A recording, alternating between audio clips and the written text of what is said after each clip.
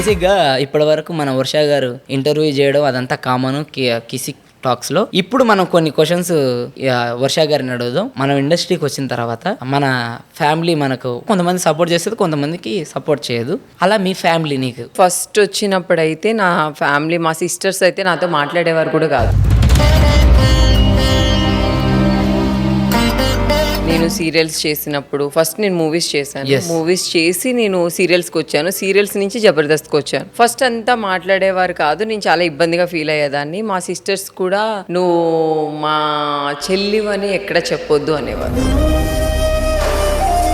అంటే వాళ్ళది తప్పని కాదు, వాళ్ళకి ఫీల్డ్ అంటే ఇష్టం లేదు. ఏమో మీ చెల్లి ఏంటి ఇట్లా అని చెప్పేసి ఫీల్డ్కి వెళ్ళి సీరియల్స్ అంటేది అది అంటేది ఇది అంటేది అని చుట్టుపక్కల అనడం వల్ల వాళ్ళు కూడా అట్లా ఇబ్బంది అయింది. ఎప్పుడైతే నేను జబర్దస్త్, ఆదిగారి స్కిట్ ఇట్లా ఫ్యామిలీ అందరికీ కనెక్ట్ అయ్యాను. మీ చెల్లి వెళ్ళి అక్కడ సీరియల్స్ చేస్తూ ఇట్లా చేస్తూ ఏంటమ్మా అనేవాళ్ళు. మీ చెల్లి జబర్దస్త్ లో కనిపించింది, ఆదిగారి స్కిట్ లో కనిపించింది, లేకపోతే ఇట్లా అన్ని చేసింది, చాలా బాగుందని ఇట్లా మాట్లాడేవారట. వర్ష గారి గురించి ఒకటి చెప్పాలంటే, యూట్యూబ్ స్కిట్స్ అని ఒక టీం ఇచ్చినప్పుడు వర్ష గారు చాలా మంచి మనసున్న వ్యక్తి. ఎందుకనంటే మాకు మధ్యాహ్నం కాగానే మంచి ఫుడ్ తెప్పించేది.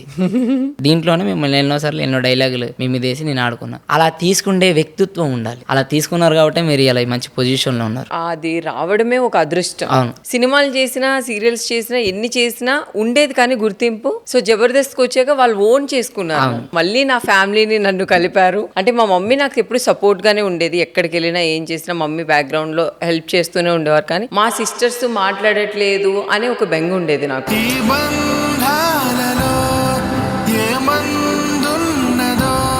ఎంతైనా అక్క చెల్లెలు మాట్లాడకపోతే అది మనం తీసుకోలేం కదా. సో మళ్ళీ మా అక్క వాళ్ళందరూ మాట్లాడడం, నాకు ఇంత మంచి పేరు జబర్దస్త్ ఇవ్వడం, ఇదంతా నాకు ఎప్పటికీ మర్చిపోలేనిది. ఏదైనా ఉంది నాకు గిఫ్ట్ జబర్దస్త్ ఇచ్చిందంటే మళ్ళీ నా ఫ్యామిలీ నన్ను దగ్గర చేయడమే. అది ఎప్పటికీ నేను మర్చిపోలేను. సూపర్. అలాగే ఇంకొకటి మిమ్మల్ని అడగాలి. ఇప్పుడు రీసెంట్ గా ఇప్పుడు సోషల్ మీడియాలో మీకున్న ఇన్స్టాలోనే ఇప్పుడు మీరు కొన్ని పోస్టులు, దానివల్ల ఏమన్నా ప్రాబ్లం ఇంటి నుంచి సపోర్ట్ ఉందా లేదా? అంటే బేసిక్ గా ఏంటంటే నా ఫ్యామిలీ ఎక్కువ ఇన్స్టాగ్రామ్ చూడరు. మీ ఫ్యామిలీ వాళ్ళు చూడకుండా రిలేటివ్స్ ఎవరైనా ఖచ్చితంగా చూస్తారు. మనకి కొన్ని బార్డర్స్ ఉంటాయి. సో ఇట్లా అట్లా అని వాళ్ళు అనుకుంటారేమో, కానీ ఎప్పుడు నా వరకు ఇప్పటికొచ్చి మాట్లాడలేదు. ఎందుకంటే వాళ్ళకి కూడా తెలుసు నేను ఏం చేసినా అది కొంతమందికి హెల్ప్ అయితే అవుతుంది. ఇప్పుడు మనం ఇన్స్టాగ్రామ్ చేస్తే కొంచెం మనీ వస్తుంది, అది నేను కొంతమందికి హెల్ప్ చేయొచ్చు. నేనే కాదు, నా ఫ్యామిలీ కూడా ఎవ్రీ ఇయర్ ఎవ్రీ మంత్ కొంతమందికి హెల్ప్ చేస్తూ ఉంటాం.